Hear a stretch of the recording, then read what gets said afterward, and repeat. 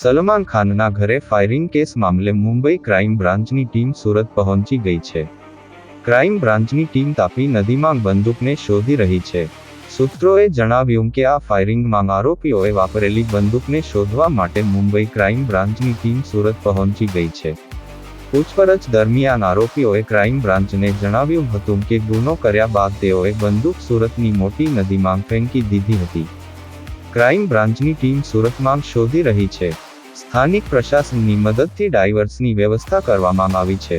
Encounter specialist દયા નાયક crime branch unit 9ના in charge છે.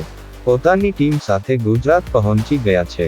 તમને જણાવી દઈએ કે સલમાન ખાન ફાયરિંગ કેસમાં મુંબઈ ક્રાઇમ બ્રાન્ચે ગયા શનિવારે લોરેન્સ બિશ્નોઈ અને અનમોલ બિશ્નોઈને આરોપી બનાવ્યા હતા અને આ કેસમાં ઘણી નવી કલમો ઉમેરી છે.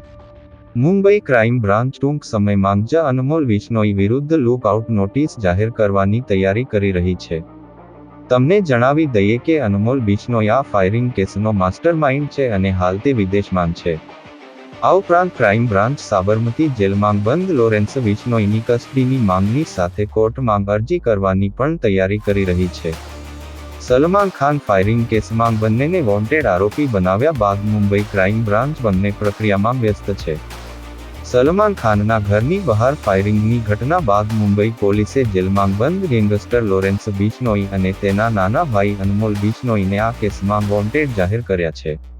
પોલીસે જણાવ્યું કે આ કેસમાં ધરપકડ કરાયેલા વિક્કી ગુપ્તા અને સાગર પાલને બિશ્નોઈ બંધુઓ પાસેથી સૂચનાઓ મળી રહી હતી.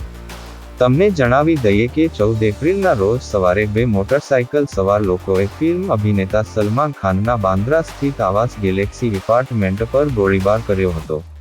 આ પછી પોલીસે આઈપીસીની કલમ 307 હત્યાનો પ્રયાસ હેઠળ કેસ નોંધ્યો હતો. કેમેરામેન સાબિર અલી સાથે કાદિર શેખ, કર્તવ્ય ગુજરાત ન્યૂઝ, સુરત.